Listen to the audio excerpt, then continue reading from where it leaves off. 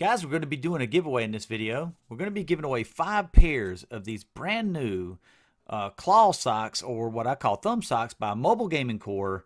I'm going to tell you how you can win these somewhere in the video, so keep watching.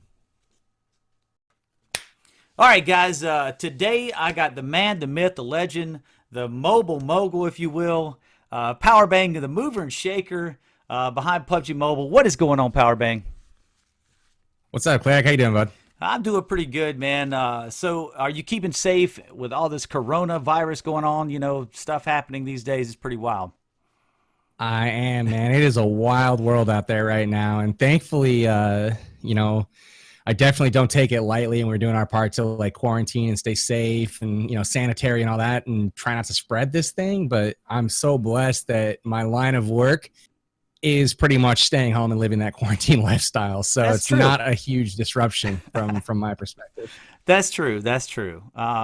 You know, for me, it's been a little bit different, but for the most part, similar. I mean, I do have to go out to a different job, but for me, I still, you know, you know, as a creator, we stay at home a lot in our studio, if you will, and we do a lot of work there, Right. a lot of hours. But I'm going to get into it. PB, I watched a couple of interviews with you, with some other creators, Hawk's Nest and Critical Points. And if you guys want to look those up, those interviews are great. And we might be touching on some things from those interviews, but for the most part, you know, I've just got some questions, and let's just get into it, because I was curious, and I did get some of the answer to this, but what is your educational background, and does it help you as a Great content question. creator? Yeah. So my educational background, I graduated high school, yip whoop, and then went to college on a baseball scholarship where my focus was admittedly baseball. Right. And I ended up coming back home after getting injured, moved back from California. My intent was to finish my bachelor's degree, but unfortunately the credits transferred back as all elective credits the first full 2 years that I went. So all of the prerequisites and, you know, the math, physics, you know, English, all that fun stuff, I had to redo that, and I ended up going to school for 3.5 years to get an associate's degree. So I have an associate's degree, partial bachelor's, not finished. And as far as does it help me in my content creation career, absolutely not. Absolutely not. Oh, wow. Well, I mean, you're pretty prepared, I gotta say. I mean, so like, what was the path that kind of prepared you for that? Do you feel it wasn't, obviously it wasn't school? Was it just kind of like For content creation? yeah, for content creation? I think, generally speaking, I am somebody that is very driven and very ambitious. And when I see an opportunity somewhere, I'm going to go after it. And that is something that I've kind of had my whole life, whether that's an athletic endeavor, whether that's excelling in school, whether it's, you know, just, you know, I don't know, being a good boyfriend or something. Like it's always something that, you know, I see something, I want to do it to the best of my ability. And the same is true with content creation. And so a lot of my like career like path and you know, journey, I guess, has been picking up skills along the way that ultimately helped and played a hand in the success that I've had online. Oh, wow. Wow. Well, I know you're driven, man, and I know you're a hard worker. Definitely. I've known you for a while, man. Well, thanks, man. Well, let me get into this, guys. We've got some more questions here for PB. In the interview you done with Hawk's Nest, I found out that you had an early esports, and I say esports even though the term wasn't even coined yet, but you had an early esports background, just so people understand. How and that was in Counter-Strike, right? That's right. Old school Counter-Strike before CSGO, which was what everybody refers to it as today. Counter-Strike was a Half-Life mod back in like the early 2000s, and I was playing it, if you can call it professionally. It was like we were playing for money at LAN tournaments, and we were playing in an invite-only league at the time, but Counter-Strike was my main game. Right. And how long did you compete in that? I would say I played it like competitively for maybe 2.5, 3 years. But like really competitively for maybe 1.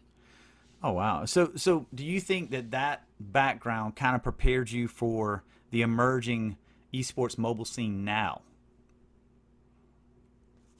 I don't think so, because it was a completely different landscape at the time. Esports wasn't even a term yet.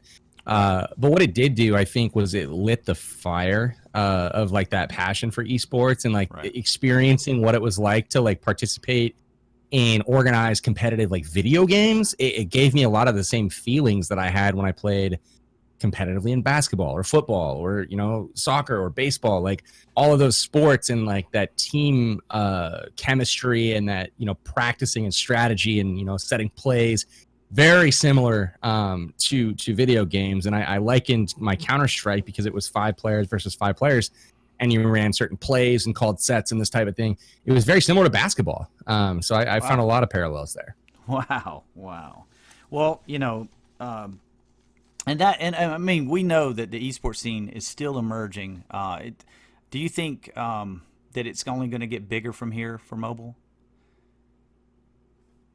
For mobile esports, it's weird right now. I think this whole quarantine and everything getting shut down is certainly not helpful, but also we're in a weird spot, because what are people going to do for the next 3 to 6 months while we kind of wait out this virus and get back to normal? Well, we're all going to be sitting at home watching YouTube and Twitch and other live stream platforms, trying to entertain ourselves and pass the time. And there will be a lot of businesses spawned, I think, during this time that could ultimately be very, very successful in the future.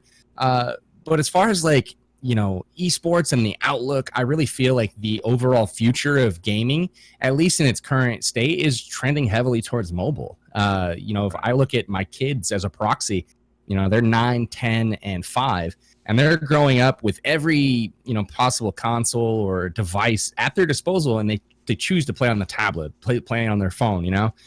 And that's kind of the next generation that we have up and coming. But that's still a ways off. And we're seeing challenges right now, I think, in the North American market specifically, with like viewership, with keeping stable teams, having those teams financially backed in a way that allows them to compete as a job, right? Because that's, I think, where the biggest disparity is right now, is if you look to like Southeast Asia, China, some of the other regions of the world that are a lot more established when it comes to esports, especially on the mobile front.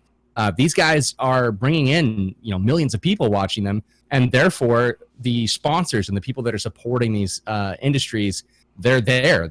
They are supporting these teams, and because of that, the funding is in existence to support these players to justify their time spent playing 8 hours a day. And so right now, there's a little bit of a missing piece right now in North America, and I think it's up to us as content creators and as tournament organizers and as players to kind of tell a more compelling story that captures the attention of the general public. And with that attention and with that exposure, the money shortly follows. And when the money's there, that's when you can actually support people by paying them and compensating them for their time. Facts. And I mean, the money, I would say the money is there, just looking outside in, just because of how fast the scene is growing already. Even though it does need a little bit more of a boost, we can look at these games like PUBG Mobile, Clash of Clans, and we can see their revenue streams are doing quite well in the mobile, realm, so to speak. So speaking of PUBG Mobile, definitely, most people know your Clash of Clans background, and I'll touch on that in a little bit. But did you realize, or let me hit the brakes here. When you moved to PUBG Mobile as a channel, right? Were you looking to move at that point, or were you satisfied with where your channel was on Clash of Clans, or were you looking to? Because that was a pretty big move, by the way, very, very ballsy. Cause I did it too, but the thing is that was a huge move for you at the time. So were you just looking for that, or were you just like I was when PUBG Mobile came out? Did it just grab you? Was it just like, what? I'm just making this move because this game is awesome, or was it I'm looking? It was a perfect storm. Right. It was the perfect storm. I was looking to make a move. I had been playing Clash of Clans at the time for about 3.5 years, going on 4 years. Right. And at that point in its history, it was in kind of a lull. It was not a game that a lot of people were super satisfied with. It was lacking in content, and the direction of the game as a whole wasn't really heading in a way that was aligned with what I was trying to enjoy. So I felt like it was stale, and I was looking for a change. But at the same time, city builder games and destroying opponent cities, that's never really been at the top of my list as far as like what I personally would desire to play. Like if I had to pick any game, that's not the genre that I would pick. The genre that I would pick is either an MMO, or it would be some sort of first-person shooter battle royale type game. Those are what really get me going, and it's the strategy, it's the teamwork, that squad play. That's what really kind of takes me back to like the Counter-Strike days and having that camaraderie with my team. And I saw the advances on the mobile platform in early 2018, maybe late 2017, where you started to see other games like Rules of Survival. There were some other ones at the time. Yeah, I played ROS with you a couple times. I remember that. Yeah, I can't remember exactly what all of them were, but at the time it was like all of a sudden you're seeing games come out that were like, dude, this is crazy that this is even on a phone. Like, it just, put aside whether you like the game or not, like the fact that they can do this on a mobile phone, it blew my mind. And I was like, wow, okay, I got to look out for more stuff like this, you know, in the future. Because at the time, like my YouTube channel has never been something where I'm very numbers hungry. Like of course I like success, right? Like I like to be rewarded for my efforts, but it's never been like I'm going to do everything that I'm doing only for the subs or only for the views. Like it's always been about the overall, like how can I elevate and push the mobile industry as a whole forward, but also like, am I having fun? And that was like the key for me, was I wasn't really having fun with Clash of Clans at the time. And I felt like as a strategy-based YouTuber, I had covered every strategy under the sun 5 times. And so to do another Archer Queen walk video, you know, with some hog, like it was like, dude, I've done this. You know, if you want to learn how, just go watch one of my old videos. Right. And so I was definitely looking to make a change. And then when PUBG Mobile, I heard they were coming to the mobile platform. I saw that they had a Chinese version out. I kind of saw some videos on it, and I was like, dude, this looks really good. My interest is piqued. And then when I played it for the first time, I was like, this is solid. And it takes me back to the roots of like what I enjoyed in games. And it was at that moment when I decided I'm going all in on posting content daily. On this, I will try to double upload so I don't just like quit cold turkey on my audience. But at the same time, this is what I enjoy doing. This is the direction that I'm moving. I don't care if the views follow or not. But due to the fact that I committed, I went hard on it, and I was early. I was day one. I was able to ride the wave, so to speak, and grow the channel pretty tremendously over the last couple of years. You know, what's crazy, you know, I was with you as far as when that game come out, you know, and I had made...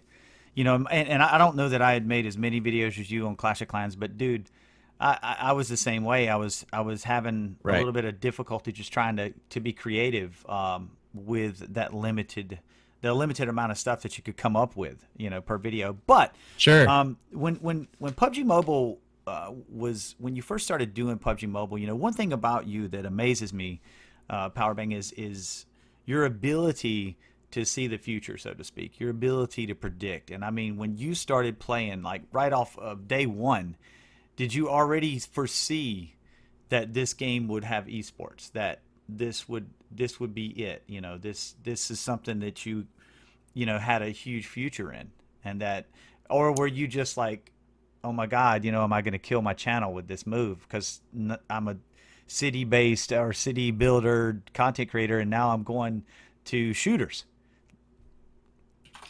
Well, I think a little bit of both, right? Like, of course, anything that I do is always a calculated risk, right? Like you're sitting there looking at like, what's the potential outcome here? Like, yeah, people don't like it. You know, I've grown a channel with city builders. I've got 270,000 subscribers that are all subscribed to watch Clash of Clans and that type of content. And to throw in a battle royale game is entirely different and scary, you know, to go with. But at the same time, I think true passion and genuine enjoyment shows through in a content creator. And if people sense that, you know, yo, this guy's just fronting, he doesn't like what he does, like he's just doing this for the views or for the money or whatever, I think that shows through. And I think people can get a read on that. And pretty soon, like, there's like, well, whatever, you know? Whereas like PUBG, I did kind of see the potential. I saw a massive AAA brand with PUBG coming in, having historic success in battle royale on PC, and I was like, wow, this is incredible that basically a title of this magnitude is coming to play on mobile. That's something that really hadn't been done before outside of like the native mobile environment. There were massive games, sure, like Clash Royale, Clash of Clans, Arena of Valor, but those were all born on mobile and kind of raised up through mobile. This was the first time that a big like off-platform game came to like just plop itself in. And with like the freemium model. I mean, there was like 2K and some of that stuff before that was like a, you know, $7 purchase or whatever it is. But this was the first time that I knew of that it was like a huge brand and huge IP coming to mobile. And I was like, dude, I love the game. I love the potential that this has. And I know that because Tencent's developing it, they're going to have a massive budget behind this from a marketing perspective. And I know that it's not going to be one of those games that, you know, comes out and then just dies immediately because they didn't come prepared to support it as well after launch. Wow. I mean, tell me about it, dude. I never, now for me, I didn't have that foresight, dude. And when I made the jump, you know, I literally asked you and a few other of my creator friends, should I make this jump from a city builder game to PUBG Mobile, a shooter? And your words Right. to me and several of my other friends was follow your passion. And I did so. And I did so. Now, it didn't work out quite as well for me, but that's neither here nor there. I'm happy at doing PUBG Mobile and because I love the game. I love the game. Now, as far Sure. as seeing what you've seen and your ability to predict is amazing, man. And speaking of that, your creation of, I guess, or pioneering an esport org with the creation of LO. Like you done that before, Right. I think before any orgs were even a thing for PUBG Mobile, yeah? That's correct. We were the first like real org, I guess you could call it, in the PUBG Mobile scene, and it started as kind of a, you know, a passion project, I guess, for lack of a better term. It was like, man, this is Right. super fun. Let's organize something like this, take this to the next level. And then it was like, you know what? I'm pretty sure that the publisher is going to take this to the next level from their perspective as well. Like they want to get behind this and do big esports tournaments. And I was like, you know what? Let's formalize this. Let's like actually recruit people. Let's contract them so they you know, we have a team that's not going to go anywhere and we can build that. We started building a brand, and before you know it, LO Lights Out was one of the top brands in North America as far as mobile esports goes. And I was like, wow, that was kind of honestly unexpected. And honestly, I'm really humbled by the fact that people liked it. You know what I mean? Like even at all, because it was just like us coming up with a good group of people trying to have fun together and compete. And it was really neat to kind of see the way the community attracted to the idea of Lights Out. And I don't know if it was like something that we were really doing extraordinarily well, or if it was just the fact that we were early and there wasn't a whole lot of other choices. But at the same time, it was definitely one of the first like teams in esports. And I remember one of my early goals was not, I had an opportunity because I was so forward thinking, like I had an opportunity to suck up the entire ecosystem and really like get all of the talent, all of the players, all the content creators underneath the Lights Out umbrella. And I remember not wanting to go that direction just because I wanted to prop up other teams and other future organizations that stepped into the scene. Because if LO didn't have a competitor or a rival or other, you know, content creators to talk some crap back to us, you know, like who's going to care, you know? Right. And so for me, it was a bigger picture thing. Like, let's build an entire league, an entire ecosystem here where everybody kind of has a team. And that was kind of, I think, the beginning of PUBG Mobile, like esports, at least in North America. And it's kind of wild to look at like the players that have come through that org. And as time goes on, more and more of those players kind of filter out of competitive play. But for a long time, it was like the players on this competitive team and this org and this org all kind of came through Lights Out as almost like a breeding ground. So that was really kind of an interesting, you know, role that we played in the formation of PUBG Mobile. Wait, man, you were trailblazing, like it's crazy. But now let me ask you, how hard was that on you financially, physically, and on your family, trying to do all of that plus doing your normal content creation, which is very difficult. I understand, you know, the amount of work that goes into that. So this other stuff had to be a struggle. Yeah, it was hard, man. It was definitely something that, for me, I looked at like esports as a long-term play where, you know, the valuations on these companies are massive. You know, you're looking at double-digit, you know, multipliers on revenue. for what these investments are going for and what the sales or acquisitions of these big esports companies are going for.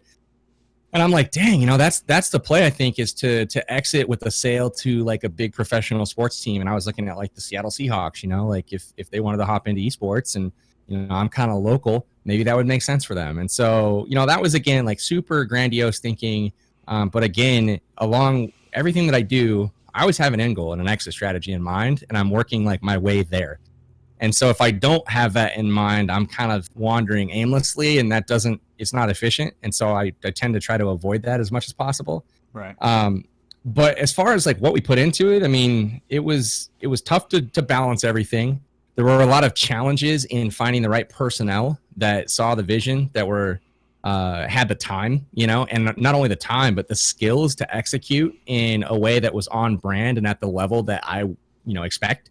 If I'm going to put something out there, it's going to be really good. Otherwise, I'm not going to do it. And so finding the right people, finding the time, and then, I think I put over the course of a year, probably close to $100,000 of my money into the org and, paying people and, building things, websites, merch, like the whole works. And the goal is to kind of, invest in the future and then build up an asset that ultimately was worth, millions. I agree, and man, it was phenomenal, really. The push behind it, like the whole way that you promoted it, it was kind of unique at the time, and it was amazing. It speaks so. All right, and that was amazing what you done there, and keep moving forward in the esports industry like you did. We know the relations that you had with a few orgs, and guys, if you want to know more about that. Head over to Critical Point's channel. He has the story of POWERBANG, and you'll get the full scoop on that. Kind of moving and shaking and doing well. I know that you are always like, a hard worker and always looking to the future. With that being said, what is AMC, or Aftershock Media Group? Aftershock Media Group, AMG. This is a AMG. talent agency that Ash and I founded. I guess mid last year. I think we signed our first talent in July, but essentially it is a talent agency that also does a lot of like digital marketing for brands, publishers, sponsors, and that kind of thing, where we're essentially trying to match up like corporate folks with creators and players to try to find creative solutions to advertise products or services, while at the same time providing financial compensation and opportunities for creators and players. And so that was kind of the crux of everything. The way it started was, being the size of creators that Ash and I are, we had a lot of opportunities and a lot of, incoming solicitations about, partner with us on this or do this or check this opportunity or whatever. And so it's a very fortunate spot to be in. But, the more I kind of looked at this stuff, I was like, man, we could deliver on a much bigger scale for these, corporate partners by including some of our friends. And like looking at our friends, we're like, dude, these guys would love some of the opportunities that we're getting. Like, I wonder if we could loop them in, And so it kind of became a very synergistic way of kind of hooking up our friends and fellow creators with some deals to, hopefully help them go into this industry a little bit more financially stable. But at the same time, delivering in a much more impactful and bigger way for the corporate partners that we do have. Oh man, you guys are, I'm telling you, you're doing a awesome job. I was involved with Ash Thanks. for a little while with Nova, if you remember. And, Mm-hmm. and I mean, even then during that time, that was kind of, I think, preparing him, like you said, and you as well with your path into AMG. So it's pretty awesome. I have no idea, or I have like all ideas. You guys are really getting some stuff done there. I'd like to talk more about that, at another time. But Sure, man. speaking about Aftershock, how many creators are currently with Aftershock? Exclusively, probably somewhere in the neighborhood of 30 to 35. I don't have an exact number offhand, but we represent probably 30 to 35 creators exclusively. But then we have a network of probably close to 1,000 creators that we work with on all kinds of deals from some of the biggest brands and publishers in the world. When it comes to, everybody that you've probably heard of, we kind of work behind the scenes to make a lot of that kind of stuff happen. Wow, and that's the thing, man. And I did see that in one of your interviews about, like you said, you have that ability to present things to corporations, to be able to, for them to be able to see the value in the mobile scene right now. And your charisma alone probably gets a lot of that done. But with that being said, Thanks. what are you guys still looking for creators, and what are you looking for in a creator for that particular, for Aftershock Media Group? So there's a number of things. I mean, I can give you the corporate line or whatever, but like at the same time, I want to be real. Right. And basically, there's some dues that have to be paid prior to like essentially getting that solicitation, because what comes with the I guess the partnership with a creator is essentially like we're managing you full time. We take care of like all of your incoming emails, brand deal solicitations, handle all negotiations, try to surface opportunities for you, like find out what you're interested in. And if it's, casting opportunities, we try to, find those types of deals and put them in front of you. And maybe there's a short list of brands that you really like and you really want to work with. And so we have a sales team that goes out and proactively tries to get deals with these particular companies, and this is something that is like more or less a full service thing. So what we look for are, first off, really professional and reliable creators that are able to get their stuff done in a manner that is like obviously going to represent a brand well, but also in a way that makes it so we don't have to like chase them to get something done. Like if it's somebody that's mature and reliable, and if we say, hey, you've got this video integration to do by Friday, like we're hoping that gets done by Friday, versus like a no call, no show type of deal. We treat it the same as you would kind of like not a job, but just like that level of accountability we expect to be there, right? Well, it is. And I mean, the money that we're talking about in a lot of these situations, it's the real deal, dude. It's serious money. And for a lot of times, like not with us, but like with other agencies, they struggle with getting creators to even respond to like an email or a DM or whatever. And so that is one of the things that I look for, is like, just how professional are you? You know what I mean? And then beyond that is just obviously the performance and the influence that you have. The bigger, the better, clearly. Like the more exposure and eyeballs that you have, the more valuable you are to a brand. Like if Nike wants to come advertise, they're going to pick somebody to spend money with that is doing more than 100 views, right? They're looking for the people that do millions. And so we have to like match make like these brands, like what their budgets are with the creators that it makes sense to like spend that budget with. And so there's a little bit of a dance that goes on both sides. So we actually look for creators of all shapes and sizes. It's not just like you have to be massive. But at the same time, we are very selective about the people that we work with, because with each person that we take on, there's overhead that goes with that. There's staff required to manage them. There's systems, there's emails, and all this kind of stuff that we have to pay for on an ongoing basis. Oh wow! So it's a lot more in depth than a lot of people probably realize. I mean, it's a full-fledged company that we have to be mindful about where we invest and where we spend our time. Now, talking about these corporate entities and deals and brand deals, now we got to talk about the Oneplus Mansion. Whose idea was the content house? That was my idea. Wow. Nice. Yeah, they essentially came to me, I guess, in early 2019. I'm trying to remember timelines and everything. Right. And they found me online. I can't remember. It might have been a recommendation from a corporate partner that was a viewer of POWERBANG, and they were looking for somebody to get into gaming, right? And so I was a recommendation for them. They came, watched my content, they liked what they saw, and they reached out. We had a meeting, and that's one of the places where I excel is on the phone with a client, or being able to pitch them something, or to create an idea of like how I could help them, right? Right. And so I did that, and they liked what they heard and said, let's give this a chance. And I was like, all right, cool. So we established a year-long partnership, and essentially through about 3 months together, and they came back and said, this is going super, super well. We're super happy that we found you, and can we do more? Wow.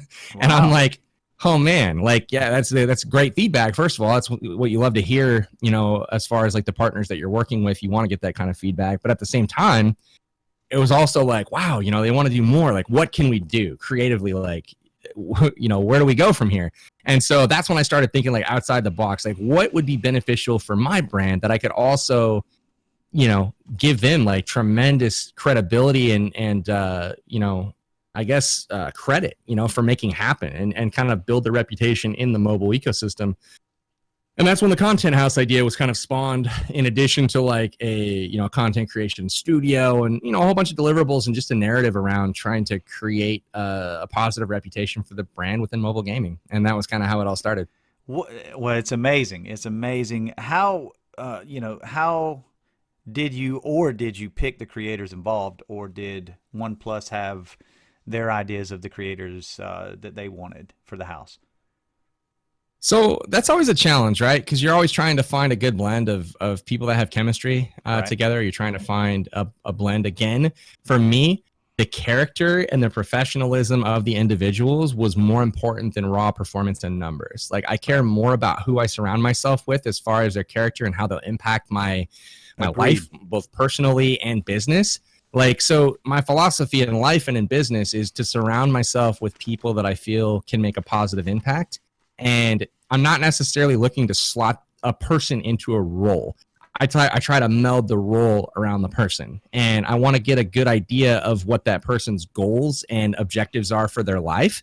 And if that life goal is synergistic with my objectives as a company, then it's something that I look to pursue. And so with the people that I chose, they were a lot of the people that I was squatting up with already, just kind of naturally. So there was some natural chemistry there, good synergy with the game that we all played. It was like the same game, so it made sense to like kind of squat up and play together.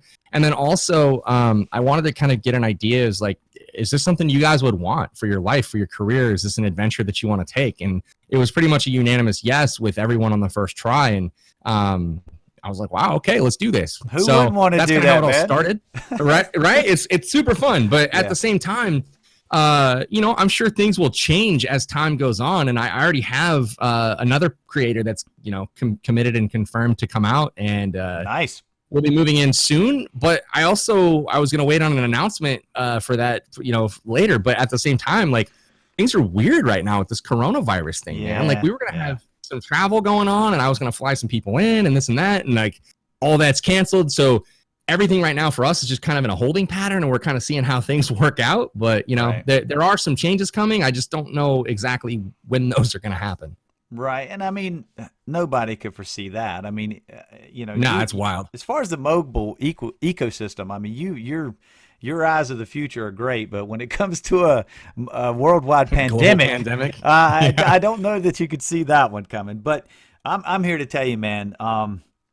I loved it. I love the content house. I watch you guys' content, and just watching just the little clips on Twitter and stuff, consuming that was awesome. Great idea. Thanks, man. And Lots more to come too. well, I was about to say, is that gonna kind of like be kind of like I think like Survivor or something? Is there gonna be like a change of A little more will be changing with that, because Right. I've been in this weird area where, like, the house that we're currently in, I'm renting, and it's super expensive. And I'm in the process of closing on another house for my family. Right. And the current house that I'm in, this whole place, this studio, everything is going to become the Oneplus Mansion. Oh wow. So we're going to be moving everybody into my house, which is awesome. It's a really cool house, but we're moving, down the road or whatever. So I will own both properties at this point, and then we're going to get rid of the rental property. And so there's some shifts coming, and rather than go like super heavy into like decking out the rental, where I know we're moving like soon, I was like, dude, let's just kind of like bide our time, get everybody in, and then we're going to go hard, building some cool stuff once we get into the new house.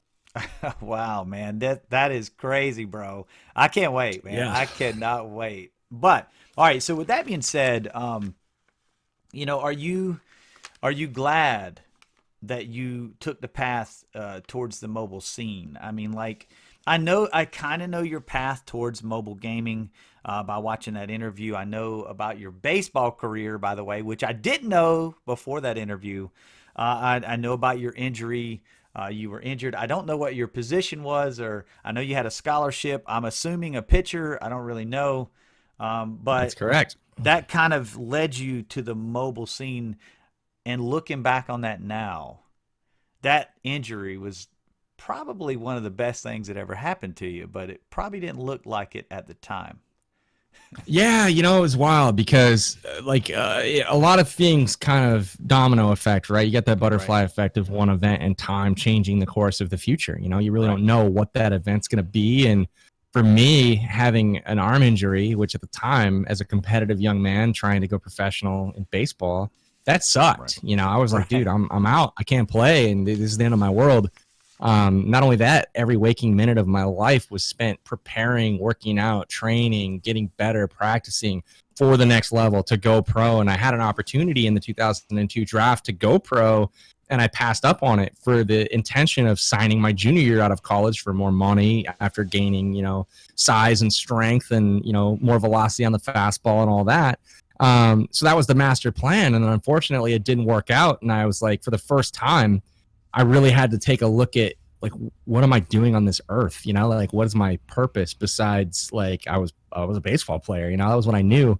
But luckily, I've never been one to like heap my happiness onto an object or a thing or a subject or whatever. I'm pretty internally motivated and driven, and I'm pretty happy go lucky. Like regardless, I'm fairly optimistic by nature, and I can look at a situation and make the best of it. And so that I think really kind of helped me in that situation. But at the same time, it got me looking at like other things. Like gaming was introduced for the first time, and that was like a good.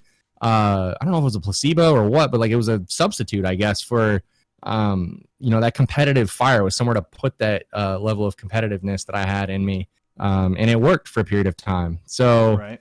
yeah, man, I think that, it's hard to say what the future holds, but, you just kind of got to take it day by day and try to plan the best you can. But also in this industry, and I think many others, it's super key to be nimble, to be fluid, and to be able to adapt to change and not let it, get you flustered, to be able to adapt and overcome.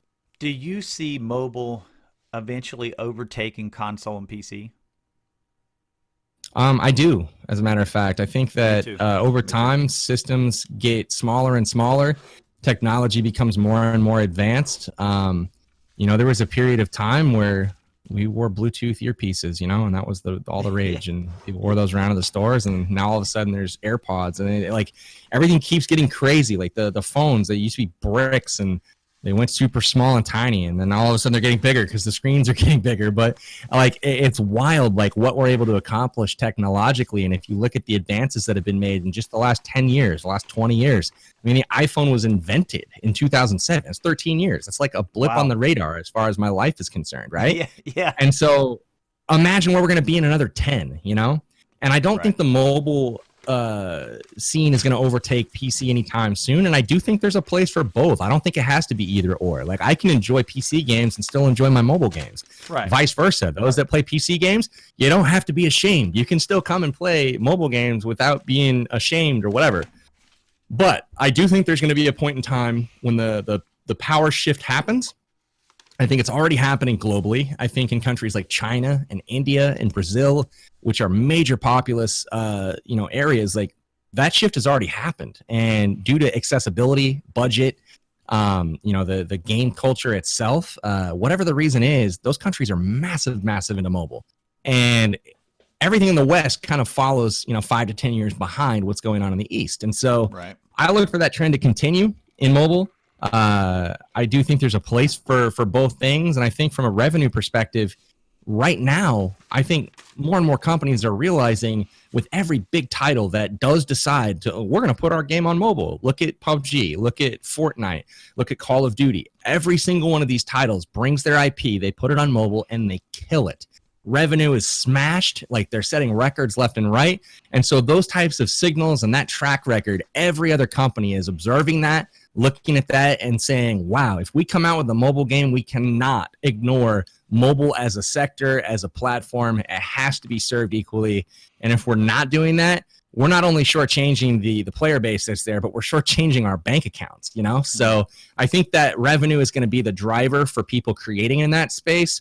But ultimately, with technology catching up and advancements that are coming in the future, eventually it's going to be the cheapest way to go, and it's going to be the most accessible way to go as our kids kind of grow up and take our place as the people that are driving culture.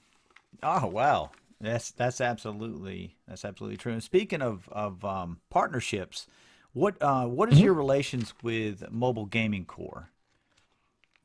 So Mobile Gaming Core, I'm a brand ambassador for. They were a company that approached me about a year ago, maybe even more. We've been working together for quite some time.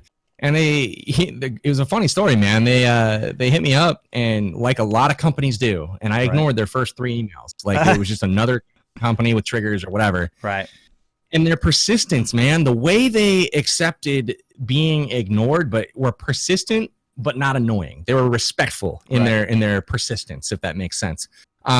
The third or fourth email caught my eye, and I'm like, dude, these guys are cool. Like the way they're kind of handling this situation, I was like, you know what? I told my manager, I was like, set up a meeting with them. I want to talk to them. I don't know if I want to do anything with them yet, but just I want to talk. I want to see where their head's at and what they're like.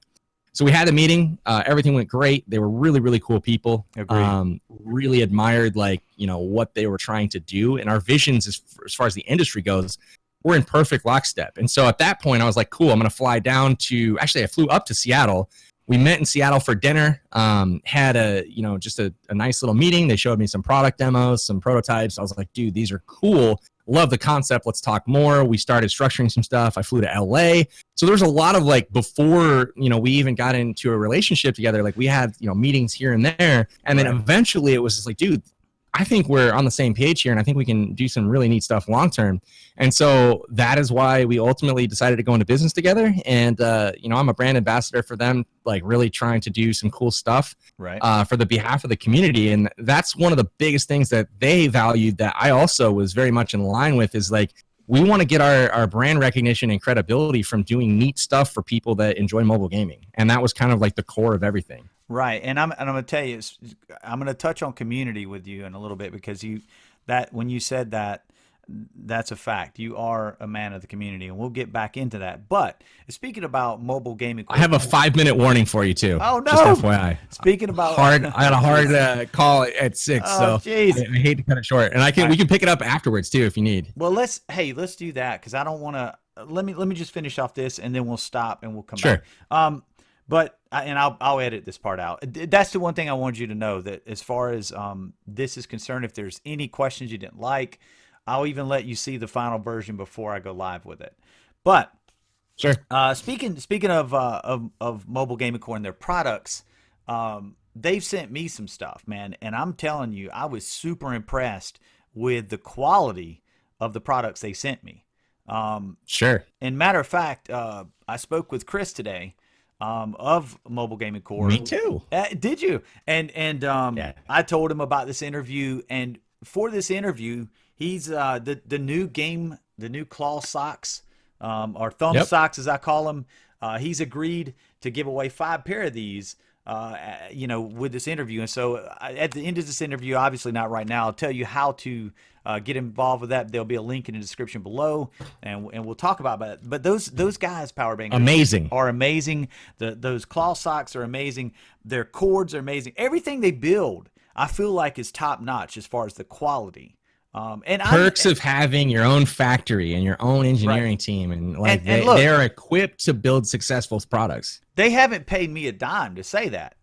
Nothing. Right. I'm not. Now they did give me a code. I can't say the same, Mr. Dragoon, but at the same time, I don't partner with anybody that I don't believe in. Right.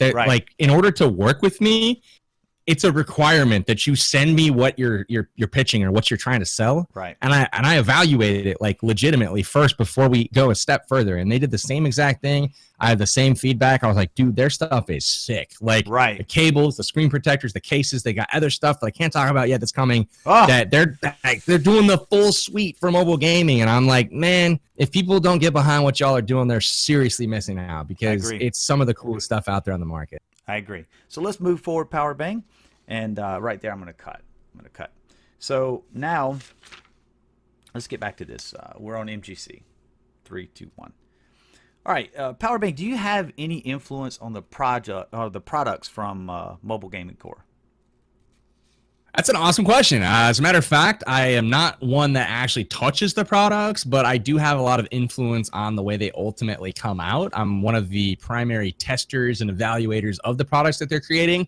I'm first looking at them to try to determine like a market need, and if this is something that I think a content creator or a player or an esports pro or just a random mobile gamer would enjoy. Try to figure out which of those sectors that particular product addresses, and then from there, once we have a product, once it's beyond an idea, I'll put my hands on it and put it through its paces. And if it lacks in certain areas, I give that feedback. They make tweaks. And one of the things I'm really most proud of with MGC in that relationship is the products that they do hit the market with are top notch and really, really kind of innovative and cool. And that's one of the reasons I'm happy to put like the PB stamp of approval on that relationship. Oh wow! So that's the PB influence, we'll call it. And with that being said, I'm gonna segue into this. Do you feel that you had influence on the content creation scene for PUBG Mobile? Yeah, I think that I definitely have the ability to influence the scene, and sometimes I take advantage of that, and sometimes I don't. Sometimes, it's just a matter of like trying to serve what the audience wants to see, and I judge that by views and likes and, actual tangible, watch metrics that are available via my YouTube stats. And then other times there's certain like, whether it's a tournament or, some sort of scene that I'm trying to build. I definitely, on more than one occasion in my history in content creation, whether it's PUBG, whether it's Clash of Clans, whether it's Brawl Stars, I've seen numerous like tactics or approaches or overlay styles or like, different little pieces of content that I will, innovate and introduce. And then I'll see that kind of catch on over time. And that's something that I take a lot of pride in. I think that's really cool. And I definitely not one to like, oh, that's mine, that's proprietary. Like, I don't care about any of that. I think, imitation is the best form of flattery. And, it's really cool to kind of see different takes on something that you might have thought of originally or whatever. But right. Yeah, it's something that I do feel that there's some influence there. And I think that influence is your influence has directly impacted the growth of other creators in a good way. I think you've helped a lot of creators with your influence and in the PUBG scene especially. I think with creators, like on that note, that's something that is a big pride point of mine is like that's what I'm most interested in doing is kind of teaching, educating, helping, and kind of showing the ropes of like the industry as a whole, helping creators value themselves and also showing people what's possible in an industry that doesn't really have a trail that's already blazed. You mentioned being a trailblazer before. Like I can kind of relate on that front in that like I never have a roadmap in front of me. I never have somebody to look to and be like, oh, this is what you're supposed to do. I never think that. Like I never like have that like luxury, I guess. I just go do what I feel is right in my gut, and like hopefully I'm accurate, or like hopefully it's viable, or like whatever the situation may be. And that's just kind of how I operate. But like one of the cool things is like and like one of my biggest motivating factors is like how many other people can I like help? How many people can I support? How many families can I support? And like that to me is like one of the greatest achievements and sense of accomplishment that I have in this whole entire thing. I agree with that, and I know firsthand, and that I think some of that comes with being a family man. Most people that know you have a pretty good family. I mean, I think you have what? They're pretty good. Well, you have like 3 kids, right? I do. Yeah, and I got 4, so I mean, I know that, and for sure, and I think that affects you. Being a family man, it does affect how you treat others, and that's obvious. Now, with that being said, obviously, I'm going to segue into a question about that. How do you feel that YouTube has affected your family? Good, bad, the ugly. Good, bad, the ugly. I feel like there's a lot of different ways to answer that question. And when I first started, my kids were very young and didn't really understand what was going on. And they do now because they're consumers of YouTube. They absorb, the content that's out there online. And they kind of get it. They understand what a YouTuber is. And I think they might even aspire to do that themselves into a certain capacity. And that's certainly not like a path that I'm leading them down, but I will certainly facilitate their education and their learning in this field if Mm, that's something that they choose to do. But I'm definitely not one of those people that's pushing them like, yo, right. make content or like exploit my kids or anything like that. Not at all. I've never even told my kids about what I do, with the exception of like once or twice where, you know, they expressed interest and I showed them. So at the very beginning, you know, my wife was really cool about the situation. She like, you know, basically said, listen, I trust you. I see what you're kind of trying to do. I don't understand it, but I'll give you a year. You know, like if Oh, you want wow. to spend, you know, the nights in the basement or like whatever, like, you know, hopefully you see some results in a year. And, Right. you know, after that, if we're still like putzing around, not doing anything, like then we need to talk. And I'm like, okay, cool. I got it. And then I went and did it. Went and made something of the opportunity, and she never said a word, never complained. But on the flip side of that coin, literally right this moment, she's texting me saying, I need your help, and I'm here doing an interview. Oh, So no. you know, there's that pressure to do Right. like, you know, to be there for your family, but also to fulfill your, you know, your commitments to like the content side of things as well. And that's constantly a stressor because in my world, there's 36 hours of work in any given Right. day, and I have to pick which, you know, little bit of that I'm going to tackle and which I'm going to push off, and I have to prioritize who I'm going to disappoint. Right. And you kind of like keep juggling, right? Like you can't disappoint the same people or the same person constantly, because eventually they get sick of your crap and they leave, you know? And so that's kind of the balancing act that I've had to play. And a lot of that comes down to like very open communication with your partner, with, you know, business Right. partners, with others in the industry, with the people that you're supporting. But on the flip side of the coin as well, you know, I've been able to build a lifestyle and a career that has provided us with many things and a lot of freedoms that we may have otherwise not had. And I think there's a lot of appreciation for that and a lot of like thankfulness for that freedom that comes with this. But at the same time, it's certainly a give and a take as Right. for, you know, the good and the bad. Well, the time consumption is, you know, to make things happen, I'm sure is a pretty rough pull on you, Yeah. as you said. But now, with that being said, you know, family man, that translates into community with you, and that's what I told you earlier in this interview that I wanted to talk about was the like most people, I think they realize, especially Banger Nation, as far as you are a community man. When I met you in Clash of Clans, you know, you were always trying to represent the community in that game when you went to Helsinki, Finland, and you know you talked Right. with the developers. You were constantly trying to make things better, trying to, you know, represent the community as a whole, the war community, all the community, the farm community, whatever, you know. But you were always trying to make things better, and the thing is, I found out firsthand what a community man you were. It was May 22nd, 2018. Now, right now, even without talking about that, I mean, you're here with me. I'm a very small creator, and that in and of itself speaks volumes. But this particular event, I want to tell my Goonies about, and some of them All know right. that have been with me a while, and some of them May are. 22nd is my mom's birthday. Well, Just May FYI. 22nd, my That's daughter funny. was in the hospital having one of her many surgeries, and I made a video prior to May 22nd that I was going to miss some uploads. And you know, back then in Clash, I uploaded daily, and I just prepared my supporters for some downtime, you know. And I made Sure. some I announcements, and remember. I made a video explaining, you know, where I was, what was going on.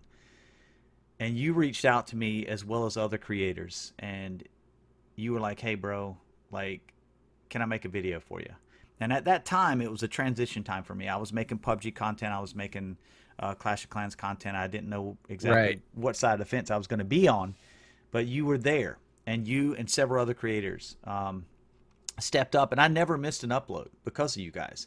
And that's what I'm That's saying. awesome. Yeah, but people don't know that side of you, PB, and that's kind of why, you know, in this interview, I want people to understand that you have a heart for the community. It's not a, you know, I obviously appreciate that. you have a great following, a great support behind you, but you know, and a lot of people probably think, oh, he's money, money, that's all he cares about. That's not true. You care about people. You care about the community. That was your primary focus going into things, I believe, and you still have Right. that same focus. You haven't changed with success who you are.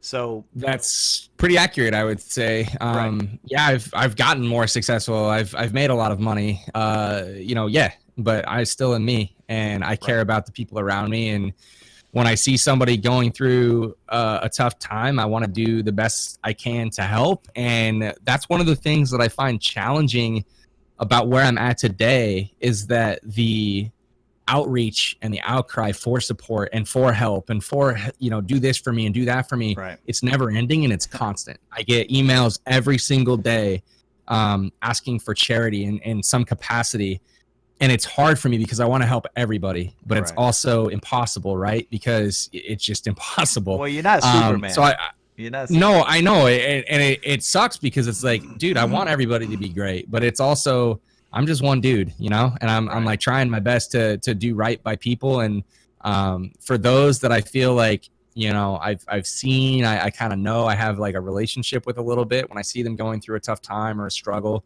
Like, I always want to do my best to reach out and be there for them in their time of need, and maintain good relationships with people. Um, with no expectation of anything in return. Like, That's true. of course, hopefully if it's like, down the road and I need something, like hopefully people remember and Absolutely. they're there for me. But at the same time, if they're not, I'm good, man. Like, it's okay, Right. So I like doing the right thing and trying to help and being a good guy. And that is something that I don't talk about because I don't like to do things that No. are self-congratulatory or But I feel like people need to this or know. that. They need to know. Sure. And like I said, that you even promoted that video, PB. You produced a video Yeah, for that's me. right. You sent it to That's right. me. I forgot I about that. uploaded it. You promoted it, and I'm just like, wow, like it blew me away. And that's I kind of wanted to share that story, man, because at that time, That's it awesome, was it dude. was rough. But leading into that, and guys, I do apologize, and PB, I apologize. I did not mean for this to run this long. I honestly thought this is going to be 30 minutes, but you know what? I've never had an interview be 30 minutes ever. Anybody that's ever talked to me. There's so many layers that Well, people don't understand when they start exactly. talking to me. Well, I Goes in a sat different down different direction. and made these questions, and I remember thinking, this is not enough questions. This is going to end in like 20 minutes. Wrong, Nope. wrong. So Yeah. guys, all right. So speaking of community, PB, I reached out Sure. to my smaller community Discord, and I asked some of them, hey, is there any questions you have for PB? We might be doing an interview Hit with him. me with them. Let's So get these so here we popping. go. What they Here get? we What go. they come up with? All right. So and I'm trying to remember who asked this one. This was I didn't write his name down for whatever reason, but if time travel was possible, you're gonna like this one. What's the oldest time period you'd be able to survive in, or even thrive?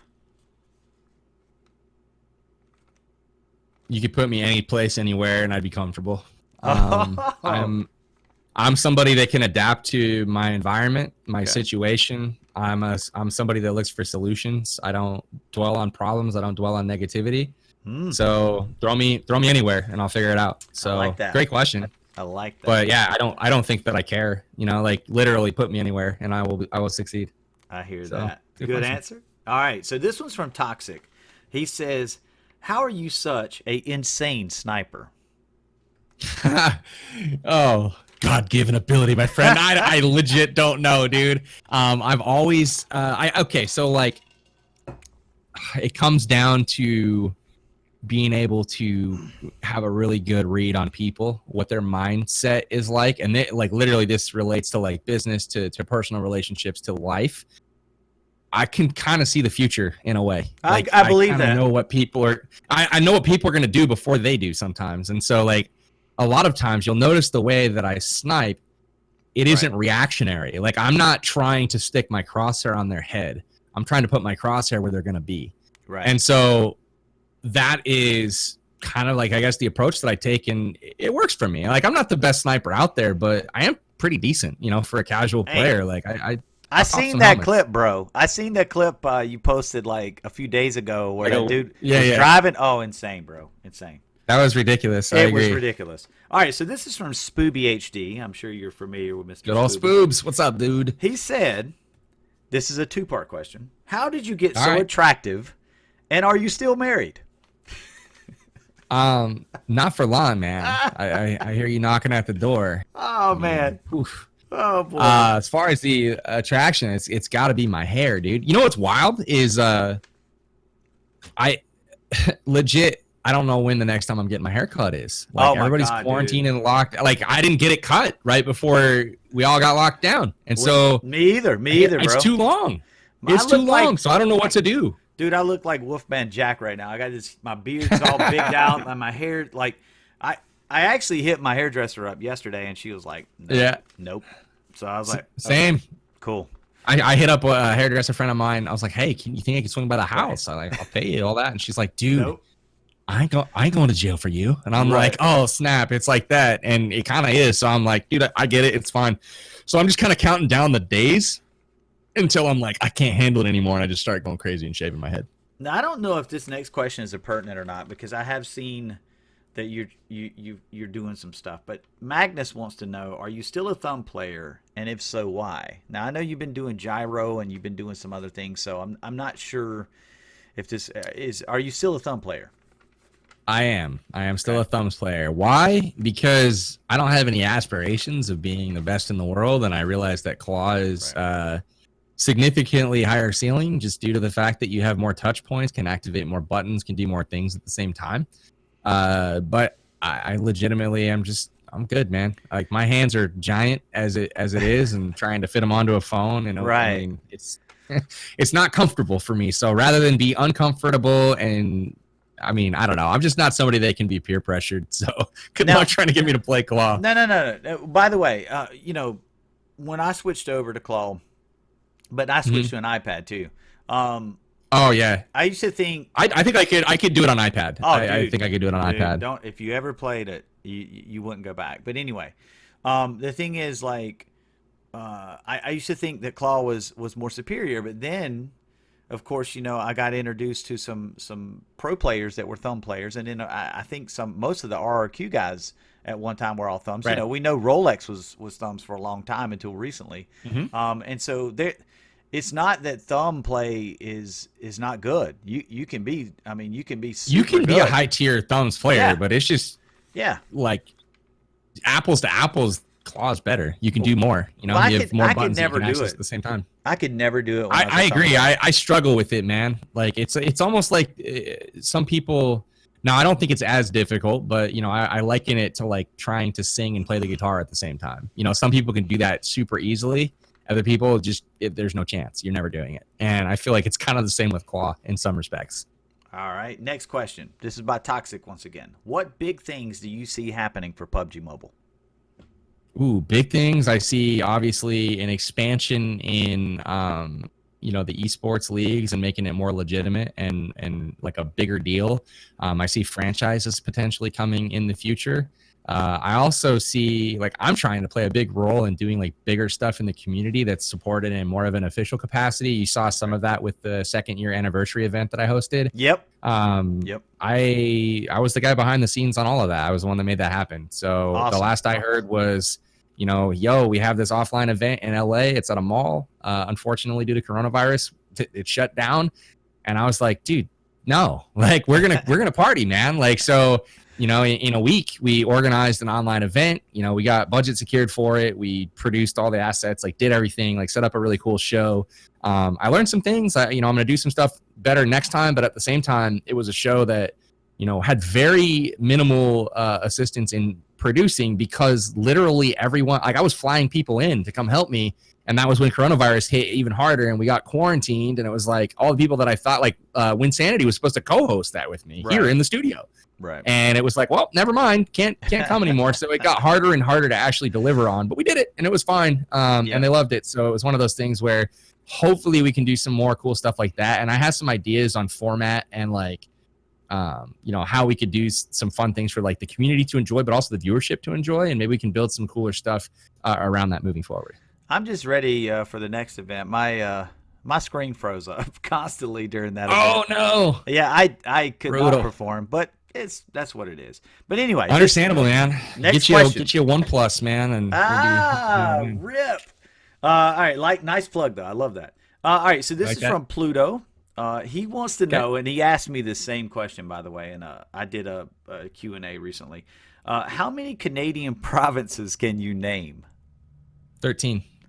You can name 13. Please do Yeah. so for Mr. Pluto. No. I'm not going to do it. You're not going to That's do all it. I'm going to name that many. You can name that many. Okay. All right. I'll start off with British Columbia and we'll leave it there. All right. Maybe go all the way over to New Brunswick, but we're good. All right. Oh, you know what though? What's that? You know what's kind of wacky is like Northern Territory. Like, what's good with that? Why is it like the entire continent? Like, it's massive. Anyways, I think that could be some distortion of the actual globe, but still, it's kind of a weird one for me. I couldn't even do one or two, man. I was done. I was like, bro, I have no idea. This is from Pluto again. Do you shoot in real life? Oh. If yes, I do. when do we get to see you and Goon in a collab on the range? Oh, sick, man. Where are you at anyway? Are you I'm in North Carolina. Yeah, man. I pulled that one from somewhere. I don't know why I knew that, but you know it. Yeah, I don't know, bro. Hey, man, I'm always weird down. because like I mean, obviously, like coming that way would make more sense, but right. You know, traveling with firearms is always a trick, you know? Yeah. So, it's a little sketch, but yeah, man, I do shoot. I have a few, you know, ARs and nice, a bunch of pistols and stuff. And well, I got plenty of that here too. Yeah, I shot a fair share of guns that have been like in some of the games we play, you know, like more Call of Duty, I think, than PUBG. But you know, the Scars, FAL, dude, I shot the FN. Oh, nice. 308, is right? It the yeah, but is it the dude? It's been so long. What is it? Is it the F2000? Oh, the F2000. That's F2000. Yeah, that's 223. It was that one. And yeah, dude, that one was wild. But I think my favorite AR that I've shot was probably the Scar. It was a light version, and so I was shooting the 223 5.56. Yeah. But, nice, super fun. That one had not the ACOG, but the Holo. It had an EOTech on it, and nice. I tell you what, we hate Holo sights in games for the most part. In real life, they're dope. They're super cool. So exactly, and they're about $500 or $600. So I mean, they're expensive. Right. So I got one more question fun for you. One more question. This one is from Cut the Cheek or Cut the Check. I'm sorry, Cut the Check. Why isn't Goon living in the Oneplus Mansion? I feel like that's a stealth question. I feel like this Cut the Check or Cheek, whoever you mispronounced just a moment ago, might be a fake person. No. And that was a question from Goon. My answer is he has a family to support and feed, That's and facts. dragging him away would not be fair. That's facts. Good enough. So POWERBANG, yeah, thank you We'd so love to much. have him though. Oh man, I'd love to visit sometime. And thank you so much, man, for coming here and doing this interview with me. It's awesome, and it means a whole lot. Hope you guys got to kind of see a different side of POWERBANG. There's a couple of interviews, as I said, out there that I didn't want this to be a carbon copy of that. So I just wanted to paint a different picture. And like I said, this one probably was more on the business side of things, but also the personal side of things as well. So thank you so much. Yeah, I appreciate that. Thanks for having me, Goon, man. I appreciate the spotlight and the time and just the conversation, dude. You're always a great guy to hang out with. Thanks, amigo. With that being said, Goonies, that's going to wrap it up. Make sure to look at the end of this video for the details on the Thumbsocks giveaway with MGC.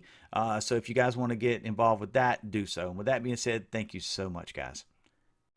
Okay, Goonies, how to win these Thumbsocks right here. Got 5 pair to give away. There'll be a Gleam link in the description below, but you'll have to go follow my Twitter, follow Mobile Gaming Core's Twitter, POWERBANG's Twitter. There'll be some other things, obviously, with Gleam giveaways. There's lots of other options to give you the ability to make your odds even greater to win these Thumbsocks. So check it out, guys. It's in the description of the video below.